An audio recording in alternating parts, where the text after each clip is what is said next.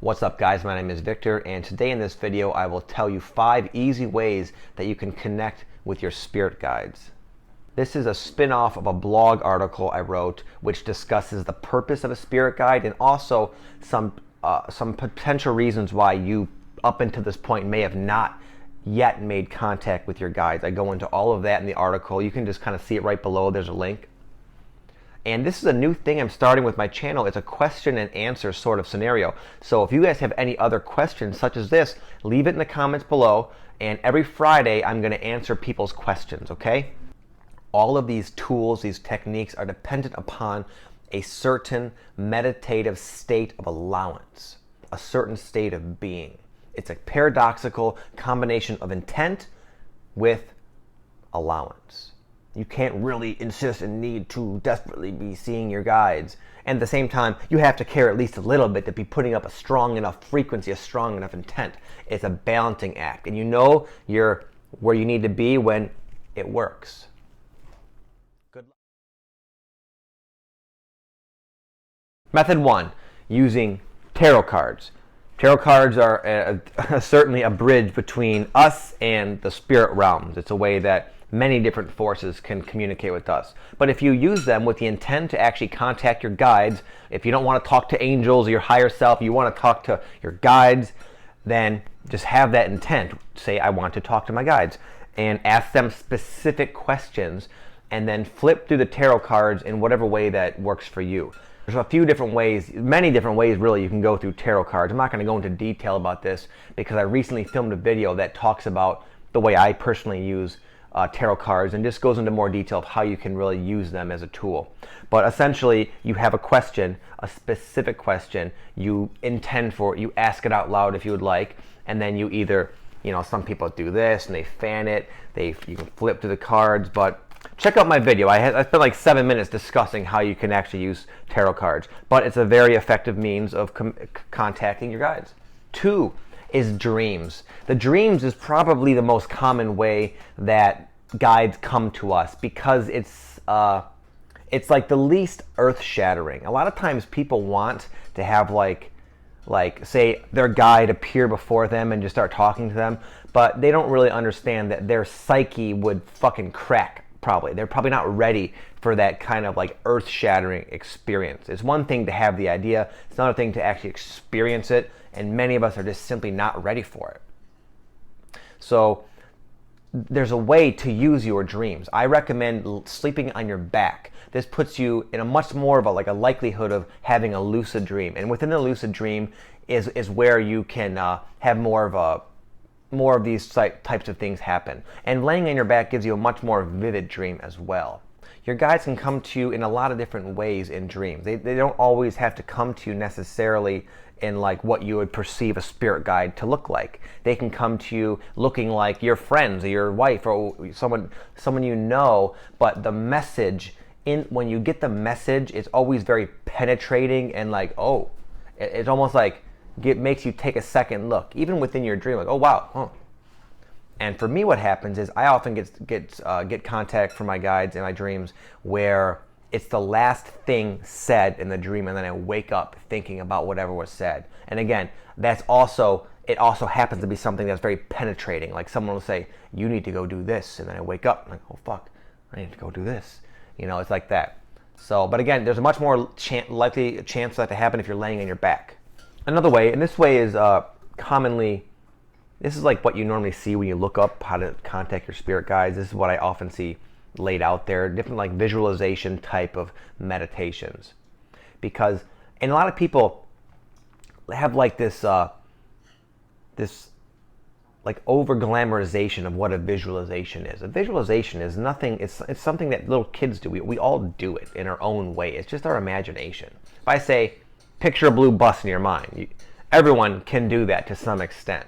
And those of you who practice this can do it better, can do it more clearly. So you use this visualization to kind of allow yourself to kind of like conjure up a story in your imagination. And that is a way that the guides can kind of come in and become part of that story.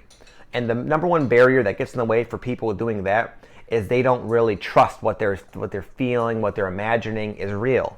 They say, like, here's an example of what I would recommend to do. Imagine yourself just sitting in a chair with your eyes closed, and then just start to like imagine like what are you wearing? Just try to pay attention to what you're wearing. Okay, I'm wearing a black shirt, white socks. And again, this is like in your head. You could be like on the mountaintop somewhere or somewhere cool. Just it's for the imagination's sake. And then start to imagine yourself like, okay, what's around you? And you start looking around. Oh, and you're going to find there's going to be little inklings of information, like, oh, a mountain. Like maybe the word mountain pops in your head. Mountain. And then you just have to go with it. Let the story unfold. So you're sitting in your chair, you have a black outfit on, a cool watch, and then there's a mountain there, and then you start walking towards it. No, there's a stream now, and then, oh, there's a bird up there. Let it take form. And as you just allow yourself to go with whatever comes to you, it starts to happen more rapidly. And then with that, have the intention of a guide appearing, and then just see what happens. Number 4 is synchronicity. Synchronicity, I imagine you all know what that is by now. It's just little signs, little omens, you can call them, in our physical world that reflect aspects of our consciousness, oftentimes messages from our higher self, guides to say you're on the right path, things that have particular meaning to you that might not make sense to anybody else, but when you see it, it represents something, a message of some sort. Be open to that. Guides are contacting us all the time through the synchronicities. And if you just allow them to tell you a story through synchronicity and you believe it and you allow yourself, again, allow it, that's a very easy way that you can do like right now. Just have a particular question and be patient. Have a question for your guide. What do you look like? What do you look like, guide? What's your name? Well, something like that. And then just go about your life, let that go, and allow it to come. And it might be a few days from now, you're in a clothing store and you see a pair of brown boots that just kind of like winks at you, kind of like synchronicities tend to do. It kind of like your eyes are like drawn to them randomly, and it seems to kind of like there's like this connection. And then maybe that'll give you an idea of what your guide looks like. So yes, use synchronicity. Number 5 is a controversial topic, but I like to talk about it because it is an effective means for people who are mature and resonate with this sort of approach, and that is using psychedelic substances like psilocybin-containing mushrooms, DMT, ayahuasca, LSD, that sort of thing. It works. It makes the ability to have these like psychic phenomena, these spiritual gifts, these spiritual abilities, it makes it much, much, much easier. Now, of course, there's a risk. Not everyone is ready for the kind of experience that a psychedelic trip would give them. If you've never done it before, then maybe it's not for you. But if you're comfortable with it, if you've done these things many times, and you're mature and you're grounded in yourself and you understand how to navigate a psychedelic experience, then next time, see what happens. That's the way I first contacted my guides, was during a mushroom trip. I used to grow my own mushrooms when I was like just out of high school, actually. And I like you, I wanted to contact my guides, and I was very frustrated when I couldn't. Just like you, I was like, man, what the fuck? I don't know how to contact them. I want to. It's bullshit. Maybe they're not real. But I did during a psychedelic trip one time, and it was a very, very small, I would take very small doses, almost doses that I could function fully on, and then I would practice my like meditative stuff on it. For example, trying to contact my guides. And I actually saw like a projection. I don't know if it's what they actually look like. It was kind of a weird looking creature, not human at all, and not even like a typical humanoid extraterrestrial. It was more like a big, massive flying insect sort of thing. Kind of a really bizarre, almost an indescribable looking thing. And I used the tarot cards. And in fact, I had this one deck of tarot cards, this Archangel Michael deck, and one of the cards in it is yes. It's just the big word yes. And I was flipping through and I was like, are you my guides? Yes. And then I was able to kind of have a conversation with them through like a telepathic sort of thing, and also in conjunction with the tarot cards. But again, get creative. Let yourself be open to however the guides want to speak to you, and just allow it to be.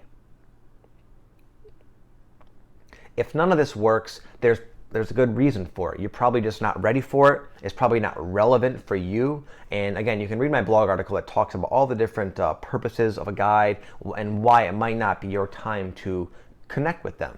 But But chances are, if you are watching a video like this, then you have the ability, you have the level of consciousness to connect with your guides. And if you just give it time and patience, I trust that you'll have no trouble at all forming some sort of connection with your guides. And whether they become an integral part of your life or not, that really depends upon your unique path.